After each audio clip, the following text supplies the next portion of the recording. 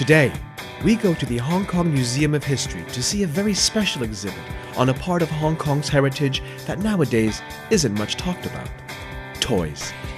Join me as I check out the Legend of Hong Kong Toys exhibit and sit down with the curator to find out more about how this over 2,000-piece exhibit came to be.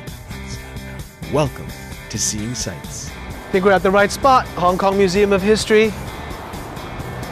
The Legend of Toys.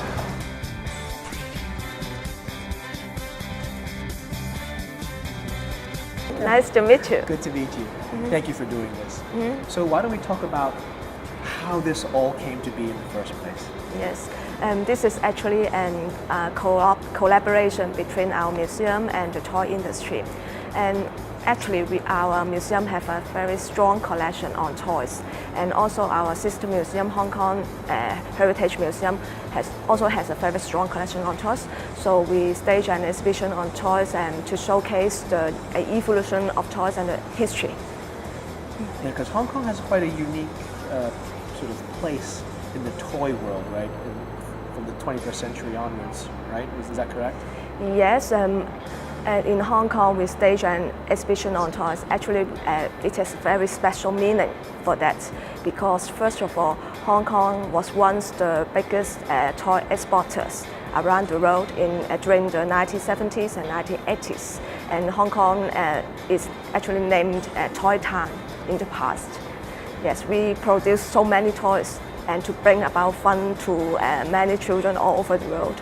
And second, Hong Kong has a very open market, so our children actually play with the toys from all over the world. So Hong Kong is a very good platform for us to showcase the evolution and the history of toys. Are there any notable exhibitions that you'd like to talk about? Yes, we have a very famous store in our exhibition, which is called Cabbage Patch Kids. Yes, perhaps you have heard about it. Perhaps I have, Carol. Yes. Yes, I do remember. It is very popular during the 1980s. Why it is so popular? Because based on a very special story setting.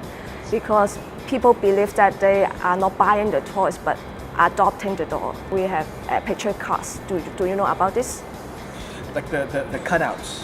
Yes, the two child each keep a card on their palm and high five.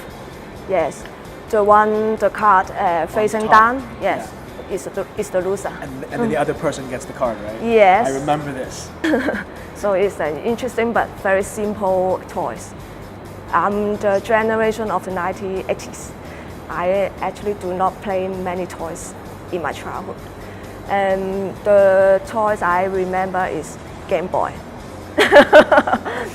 Which I think you have in the exhibit, right? Yes, we have different sorts of toys in this play area, and we want the kids come here to try playing toys with their parents, and more interaction can be happening. And we try to encourage the kids to play more, not just using the iPad and just play with the devices, not play with other children. I have to ask then, how has the exhibit been received by the general public? Yes, it is very well received by the public, and we actually have a daily average attendance at about 5,600, and we have already received 300,000 people. Wow. Yes, since the 2nd of March.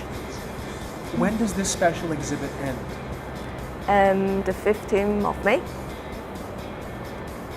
Gosh, and what are the hours then for the time? We will extend our opening hours to 8 p.m. during the last 2 days of the exhibition, which is the coming Sunday and Monday. Well, thank you so much for your time. I really appreciate it. Thank you very much. And thank you for taking us around and everything. I really appreciate it. Remember, this exhibit ends on May 15th with extended opening hours until 8 p.m. If you can, be sure to check this exhibit out. Thank you for joining us, safe travels, and we'll see you next time on Seeing Sights.